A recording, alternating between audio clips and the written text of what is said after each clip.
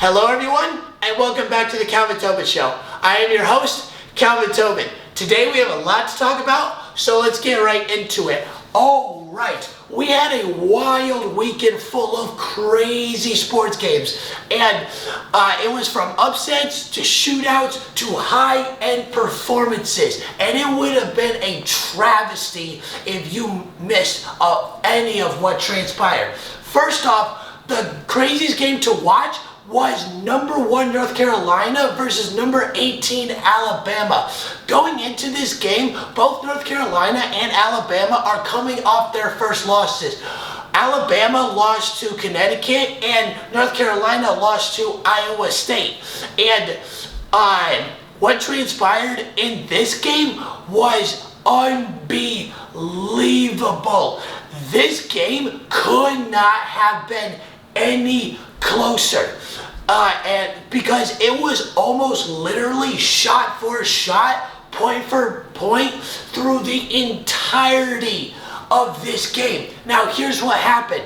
Alabama was hot shooting the ball, and even for how dominant North Carolina's defense was, they had no business stopping Alabama whatsoever. And here's the thing. With Alabama, like I said before, they are a top 10 rebounding team in the country. So getting the ball back is one of their main goals of this game, and it became their best friend because they out-rebounded North Carolina 58-54. And with Alabama, the tough rebounds were the most important, even if sometimes it would lead to free throws, because those tough rebounds would take away a lot of shots from the Tar Heels, which would give Alabama an easier shot to win the game.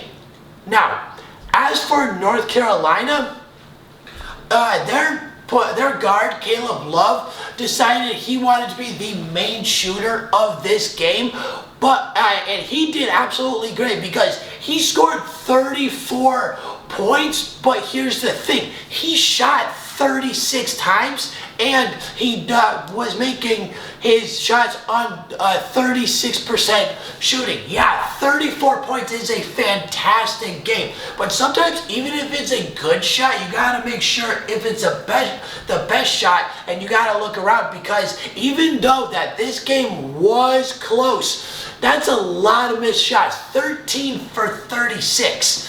Like, that could have been completely avoided. Yes, it might look like a good shot, but sometimes a good shot is not the best shot.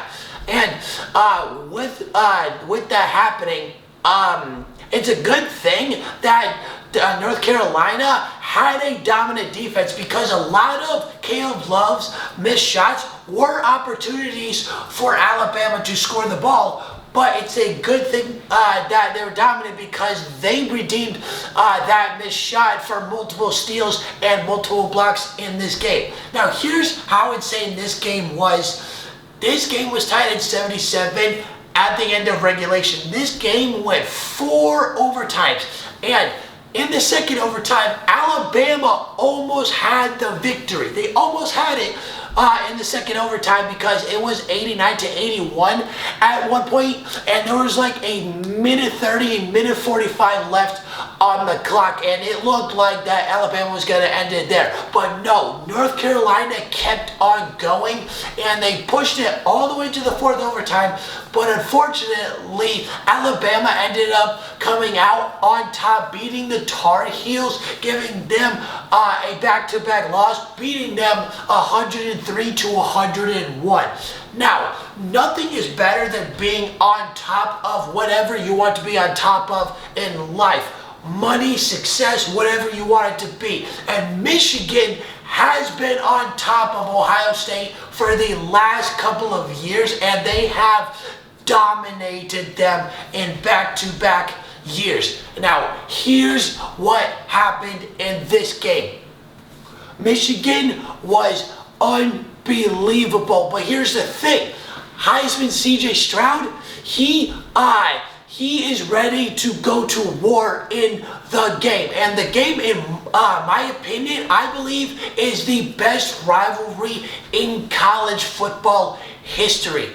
This game is unbelievable to watch almost every year because you never know what's going to happen, even if there ends up being a blowout. Now, with this game, Ohio State's Heisman candidate C.J. Stroud brought the boom in the very first half of this game. They scored on four of their first 7 drives, which is 63 points, or 63%, and they got 20 points out of that. Now, on the other hand, with Michigan, it took them longer to get the touchdown, but it wasn't time-wise. It was the length of the field. Michigan dominated the Ohio State's defense so badly and so easily, and what it looked like is that every single touchdown that they had averaged 58 yards, and the lowest touchdown run was 45 yards. The rest was 58 yards or more. It was unbelievable with what Michigan was doing to Ohio State, and it puts a massive swing on the college football playoff, because now Ohio State is 5 and Michigan is 2, and because of how dominant Michigan was over Ohio State, how high are their odds now to win the national championship? Because this game was the second game of the century for Michigan versus Ohio State in the last 16 years. And the first one was in 2006, and then later on, Ohio State ended up going to play in the national championship that year.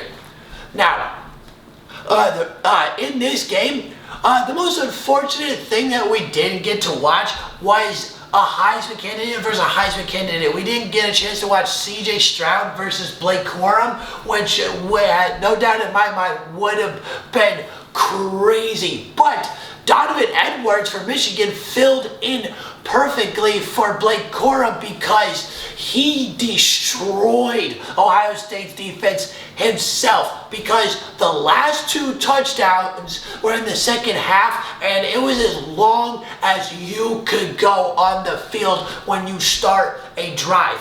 His first touchdown was 75 yards. The second one was like within a few plays after they got the ball back, and it ended up being 85 yards. Donovan Edwards was a beast. He got 225 total yards with 2 touchdowns and totally said, screw you to the Buckeyes.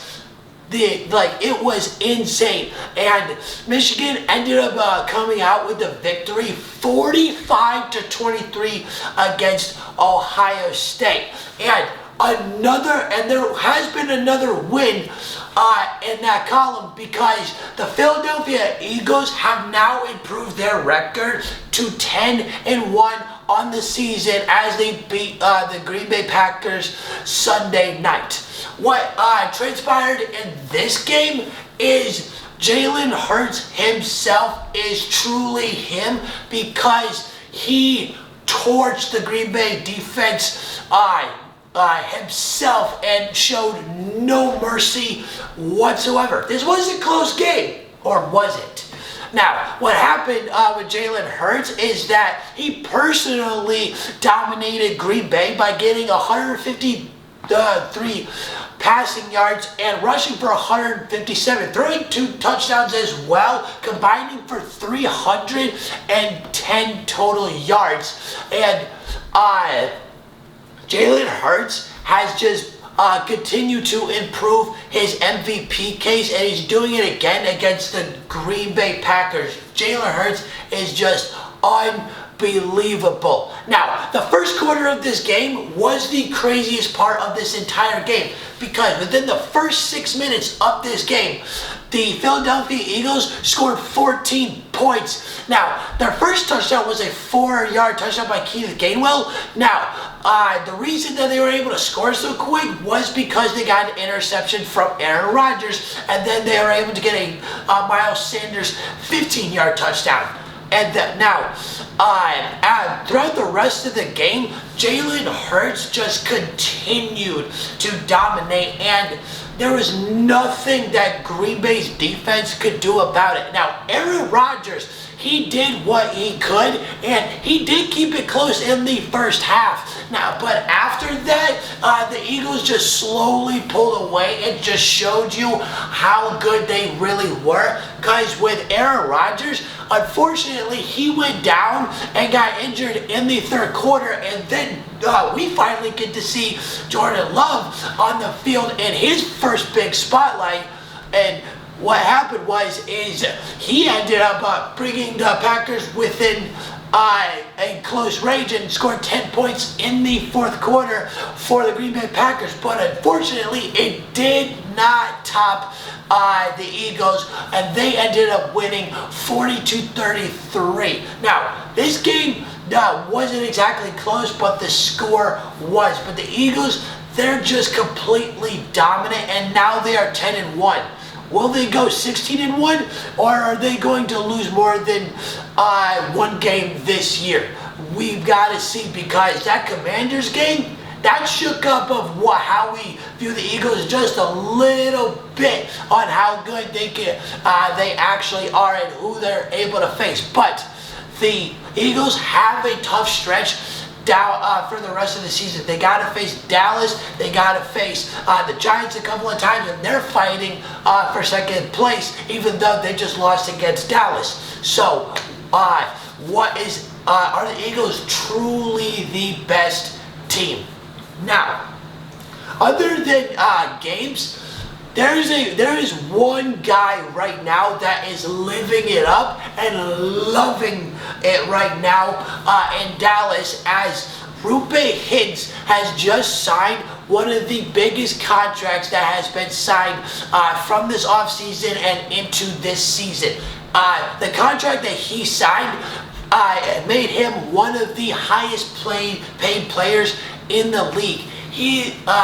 ROOPE HINTZ signed a 8-year, $67,600,000 contract extension with the Dallas Stars, and that 8 years is going to put him all the way up until 2031, until that contract expires. But here's the thing, within that $67.6 million that he's getting over the 8 years, he's averaging $8,450,000 per year. So you can't get any happier than what ROOPE HINTZ is feeling right now. And ROOPE HINTZ has been a dominant player all year long. He has helped keep the Dallas Stars at the top of their division at 13-6-4. He has also got 24 points on the season with 8 goals and 16 assists. And within that 24-point season, he has got two 3-point games. Now, what got him to the 24 points is that he had an 11-game point streak, and that's why he has been so dominant. And he's doing this right at the start of the year. So, also, with ROOPE HINTZ's 24-point performance, he's actually now has the third most points with this team, as Jason Robertson has the most with 36. With what ROOPE HINTZ has done for himself and what he has proven to himself this year has been absolutely amazing to watch. And his best attribute that he has this year is his passing. He has 16 assists and is in 9th place in the league right now. And because of that passing is a huge reason on why Dallas is at the top of their division, and it most likely will continue to get better as the season progresses. So let's see what ROOPE HINTZ can do next. Alright, that's the end of the Calvin Tobin Show. Please subscribe to my channel at Calvin Tobin Show so you don't miss out on any sports media. And please follow me on Instagram at Calvin Tobin Show so you don't miss out on any sports news whatsoever. And I'm out.